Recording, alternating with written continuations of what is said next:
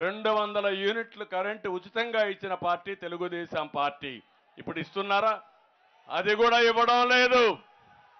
నేను అందుకే మీ అందరికీ హామీ ఇస్తున్నా, మళ్ళీ తెలుగుదేశం ప్రభుత్వం వస్తుంది, కరెంటు ఛార్జీలు పెరగవు, అవసరమైతే తగ్గించే బాధ్యత తీసుకుంటామని మీ అందరికీ హామీ ఇస్తున్నా.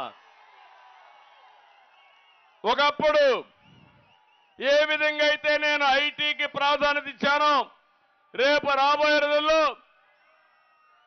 ఎనర్జీకి ప్రాధాన్యత ఇస్తానంటే కరెంటు ఉత్పత్తి చేసి ఫ్యూయల్ కోసం ఎక్కువ ప్రాధాన్యత ఇస్తా. మీరు రాను కరెంటు వినియోగం విపరీతంగా పెరుగుతుంది. మనం సోలార్ విండ్ ఎనర్జీ కూడా తయారు చేసుకోవచ్చు.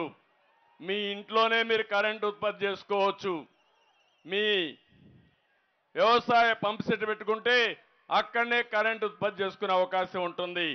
అందుకే విజయనగరం జిల్లాకు నేను ఆ రోజు సోలార్ పంప్ సెట్లని 50,000 ఇచ్చిన విషయం మరొక్కసారి మీకు గుర్తు చేస్తున్నా. ఇలాంటి వినూత్నమైన కార్యక్రమాలకు ఆ రోజే ముందుకు పోయాం. కాబట్టి మీ కార్లు కానీ, మోటార్ బైకులు కానీ, ట్రాక్టర్లు కానీ ఇవన్నీ కూడా ఎలక్ట్రికల్ వచ్చే అవకాశం ఉంటుంది. దీనికి ఒక వినూత్నమైన కార్యక్రమం ఆలోచిస్తే ఖర్చులు గణనీయంగా తగ్గించే అవకాశం ఉంటుందని చెప్పి కూడా నేను మీకు తెలియజేస్తున్నా. ఇకపోతే మా తమ్ముళ్ళు ఉన్నారు. ఏం తమ్ముళ్ళు, కొంతమంది మందిబాబులు కూడా ఉన్నారు. కష్టపడతారు, సాయంత్రం అలసిపోతారు, ఒక క్వార్టర్ బాటిల్ వేసుకొని పడుకోవాలనుకుంటారు. అవునా కాదా? మీ బలహీనత ఈ ముఖ్యమంత్రికి అర్థమైపోయింది.